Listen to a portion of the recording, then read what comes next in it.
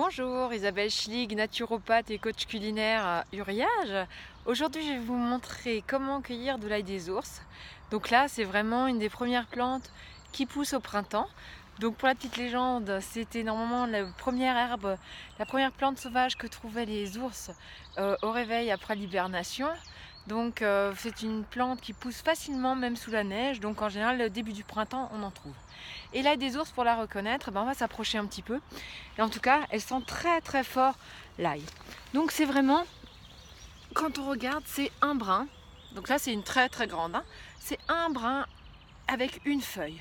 À ne pas confondre, alors ça, vous voyez, elle est vraiment très très grande.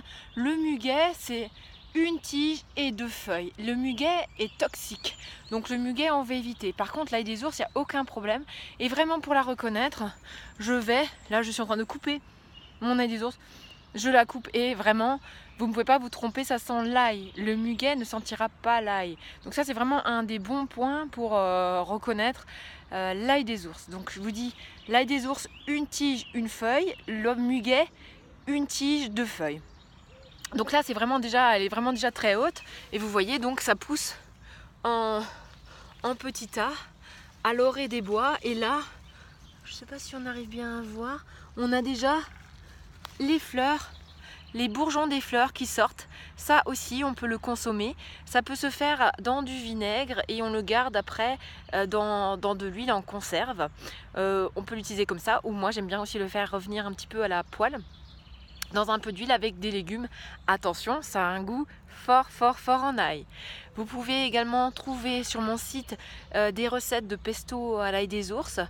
C'est très rapide parce que l'ail des ours l'ail des ours à cueillir, ça prend pas beaucoup de temps. On peut en cueillir beaucoup et en général c'est par grosses zones. Donc là, si je regarde autour de moi, je n'ai presque que de l'ail des ours.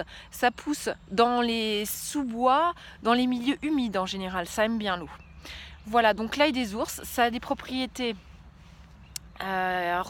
diurétiques aussi, donc ça aide à drainer. Il y a le côté chlorophylle, donc il va y avoir une action sur le foie.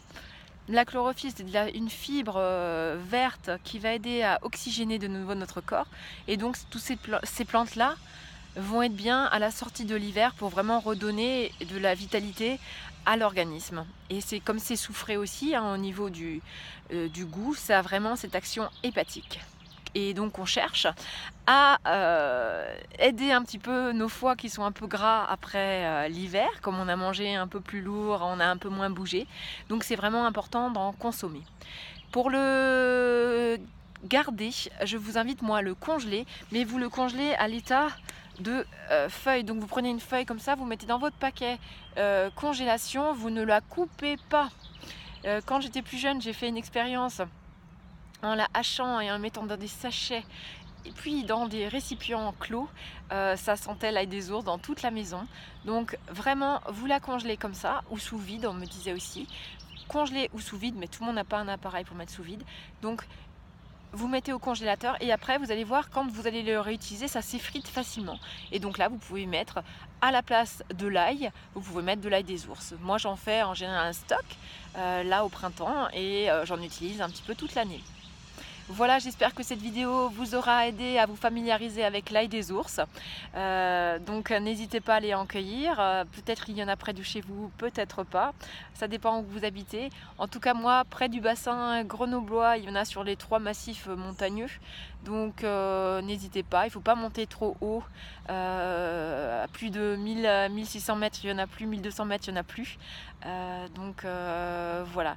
Et bien écoutez, n'hésitez pas à partager et je vous dis à bientôt. Merci Isabelle Schlig, naturopathe et coach culinaire à Uriage. Au revoir.